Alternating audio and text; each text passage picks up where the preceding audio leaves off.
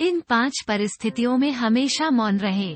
पहली स्थिति, जब तुम्हें लगे कोई तुम्हारे भावनाओं को तुम्हारे शब्दों से नहीं समझ सकता, उस समय तुम्हें चुप रहना चाहिए। अक्सर हम लोगों को अपनी दुख परेशानियां बताना शुरू कर देते हैं, जबकि हमारे आसपास रहने वाले ज्यादातर लोगों को इससे कोई मतलब नहीं कि हमारे जीवन में क्या गुजर रहा है। हर इंसान को केवल खुद से मतलब होता है। वो केवल खुद के बारे में बात करना चाहते हैं, वो केवल खुद की तारीफ सुनना चाहता है। उन्हें हमारे जीवन की परेशानियों से कोई मतलब नहीं और ना ही वो सुनना चाहते हैं। दूसरी स्थिति, जब तुम्हें यह ना पता हो कि किसी विशेष मौके पर क्या बोलना है या किसी विशेष घटना के बारे में आधा अधूरा ही ज्ञान हो, तो ऐसे मौके पर तुम्हें चुप ही रहना चाहिए। ऐसा इंसान जो आधा अधूरा ज्ञान होने के बाद भी उस विषय में बात करता है, वो अक्सर ही मजाक का पात्र बनता है और कोई भी ऐसे इंसान को कभी गंभीरता से नहीं लेता। अपनी बात प्रभावशाली तरीके से वही इंसान रख सकता है जिसे उस घटना या विषय के बारे में गहराई से जानकारी है। इसलिए कभी भी आधी अधूरी और इधर उधर से मिलने वाली जानकारी के आधार पर लोगों से अपनी बात मनवाने की कोशिश न करो।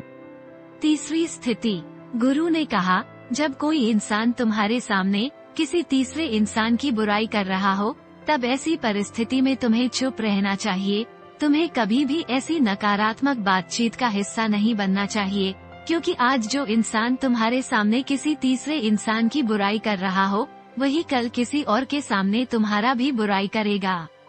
चौथी स्थिति, जब कोई तुम्हारे ऊपर गुस्सा करे और तुम्हें अपमानित करने की कोशिश करे, तब ऐसी परिस्थिति में तुम चुप रहकर सामने वाले के गुस्से को कम कर सकते हो और स्थिति को बिगड़ने से बचा सकते हो, क्योंकि क्रोध एक ऐसी मानसिक स्थिति है जो बुद्धि को हर लेती है।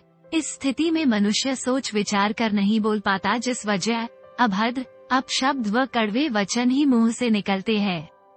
पांचवी स्थिति, जब कोई इंसान अपने जीवन की किसी दुख भरी घटना या परेशानियों से गुजर रहा हो, तो तुम्हें चुप रहकर सिर्फ उसके बातों को सुनना है।